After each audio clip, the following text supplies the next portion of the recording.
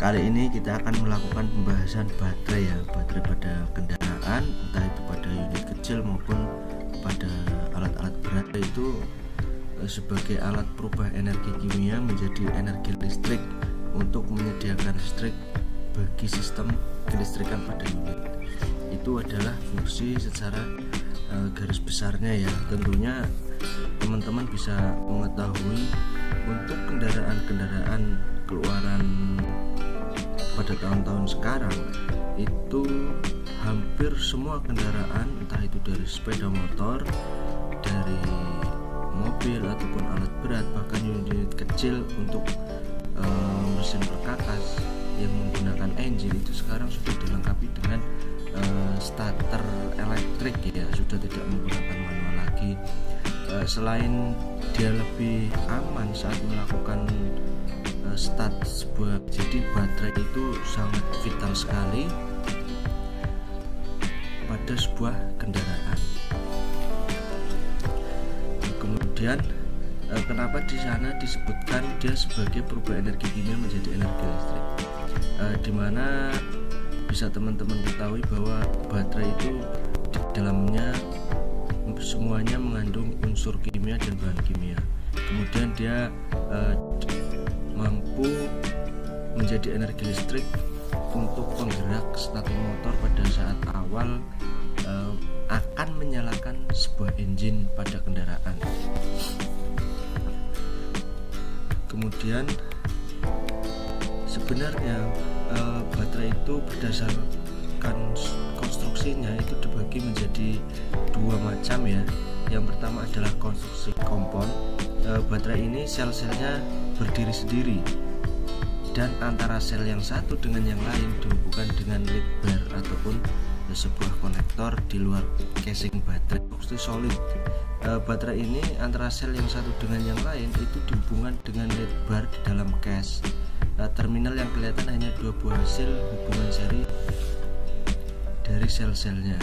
Jadi perbedaan antara konstruksi solid dengan konstruksi kompon itu terdapat pada sel-sel antara sel satu dengan yang lainnya. Itu untuk yang kompon dia terletak di luar casing, jadi dia penghubungnya terlihat. Sementara untuk yang konstruksi solid dia penghubungnya itu berada di dalam sebuah casing baterai itu tersebut. Jadi kalau untuk yang konstruksi solid nanti dia akan terlihat hanya dua terminal, plus dan positif saja. Dia dibagi menjadi dua macam juga.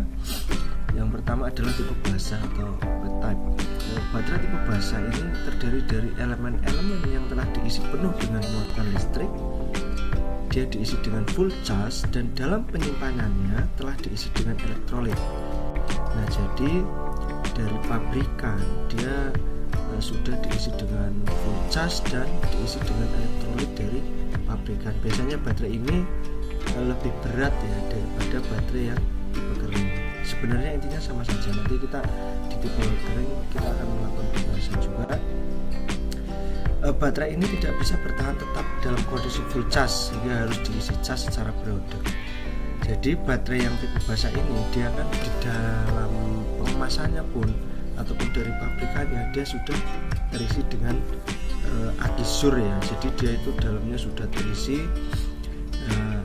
Tapi untuk mempertahankan kondisi full charge-nya atau kondisi primanya sebuah baterai itu tidak mampu mempertahankan dalam waktu yang lama, dimana nanti muatan-muatan listriknya itu akan. Nah, selama baterai ini tidak digunakan dalam penyimpanan, itu akan terjadi reaksi kimia secara lambat yang menyebabkan berkurangnya kapasitas baterai. Reaksi ini disebut dengan safe charge. Sebenarnya untuk tipe ini itu tidak efektif. Karena apa? Selain dia sudah terisi, terus bebannya juga berat untuk penyimpanan dan tidak digunakan dalam jangka panjang meskipun dia kondisi baru. Nah, nanti dia kapasitas baterainya pun dia akan berkurang. Kemudian yang kedua adalah tipe kering atau dry type. Baterai tipe kering ini terdiri plat-plat positif dan negatif yang telah diisi penuh dengan muatan listrik, tapi dengan tanpa diisi dengan elektrolit. Jadi keluar dari pabrikan itu dalam kondisi kosong, ya nggak ada akisurnya maupun elektrolitnya di dalam baterai, sehingga dia secara bobot dia lebih ringan. Kemudian setelah baterai tersebut aktif atau diisi dengan elektrolit, baterai ini pada dasarnya itu sama dengan tipe basah. Cuma perbedaannya adalah ketika dia keluar dari pabrik, dia hanya terdiri dari plat-plat yang sudah diisi dengan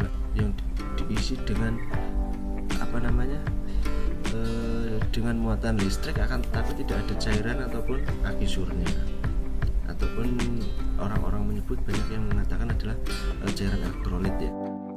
Sekian dan terima kasih untuk pembahasan kali ini. Untuk selanjutnya kita akan membahas fungsi dan cara kerja komponen pada sebuah baterai.